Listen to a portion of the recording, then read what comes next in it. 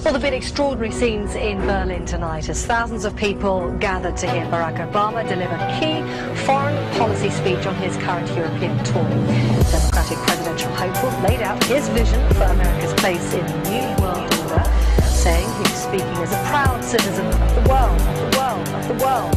It is a big idea. It is a big idea. A new world order.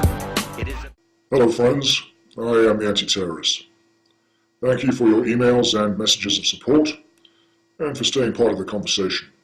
Well, despite the relative gloom in the high street, one product has been selling out as soon as they're put on the shelves. Not stylish or cutting-edge technology. No, it's the tungsten filament light bulb. They're gradually being switched off, of course, in favour of the eco-friendly ones. Anna Adams joins us from a lighting shop in West London with all the details, but very few of the old light bulbs behind you. Hello, Anna. Hi, Sean. Yes, of course, because they all got sold out. I was down here yesterday, and there was a queue outside of people waiting, people carrying boxes out, people ringing ahead. I've never seen anything like it. One woman actually said it reminded her of the childhood in the war, when you'd hear that there was some chocolate in a shop down the road, and everyone would go and get the chocolate, there was some meat. Incredible scenes here yesterday, and it all happened because news broke that a 100-watt light bulb like this was going to become a thing of the past.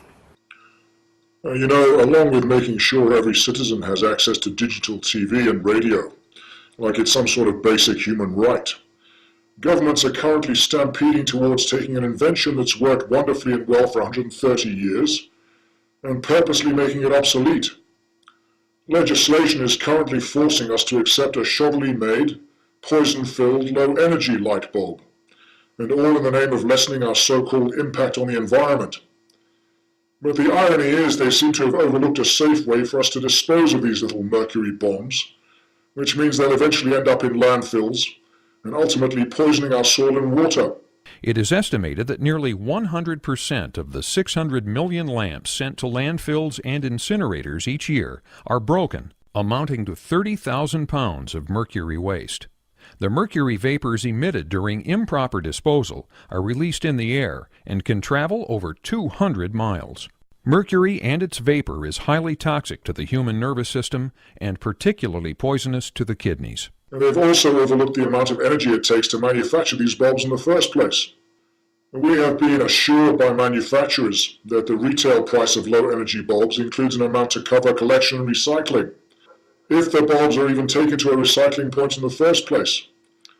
In my experience, the vast majority of people are profoundly lazy, and 9 times out of 10, they're going to take that broken light bulb of any type and chuck it in the rubbish bin.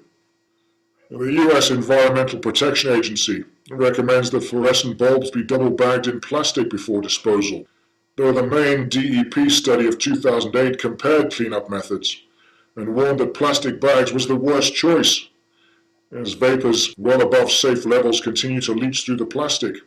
The real concern, though, is the mercury that's in these energy savers. A single globe can contain up to 25 milligrams of the toxic pollutant. Multiply that figure by the millions of CFLs being sold across Australia, and suddenly there's a new environmental problem. It's going to landfill. That's a huge amount of mercury that could potentially end up in our groundwater. Now, that is not good for the environment. It's potentially not good for human health either. They recommend instead a sealed glass jar as the best repository for a broken bulb. If a bulb's broken by accident, well, good luck. The Department of Environmental Protection study confirmed that despite following EPA best practice cleanup guides, researchers were unable to remove mercury from carpets and other fabrics, such as upholstery and curtains, and that the agitation of the fabric, such as by young children playing, created spikes of mercury as high as 25,000 nanograms per cubic meter in air close to the carpet, even weeks after the initial breakage.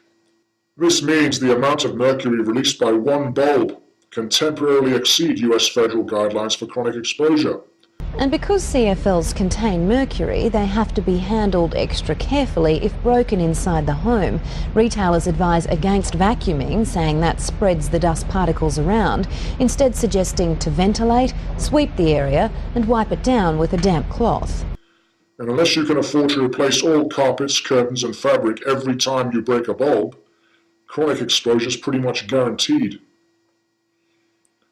Now, in addition to mercury poisoning, the quality of light from CFL bulbs is pretty poor, and in some cases can trigger migraines and epilepsy from the flicker rate. In addition, once you factor in the specialized equipment needed to manufacture low-energy bulbs and to safely dispose of them at the end of their life, the required energy is several times that of making and disposing of classic incandescent bulbs. Whenever governments take an interest this suddenly, and subsequently move this quickly, via sweeping statutes about what sort of light bulb I'm allowed to buy and use, I sense corruption. And it smells like corporations putting the squeeze on citizens by using governments as their enforcement muscle. You know, in the old days, a company got ahead of the competition by building a better product. But nowadays, the corporation with the most money pays legislators to simply wipe out the competition altogether.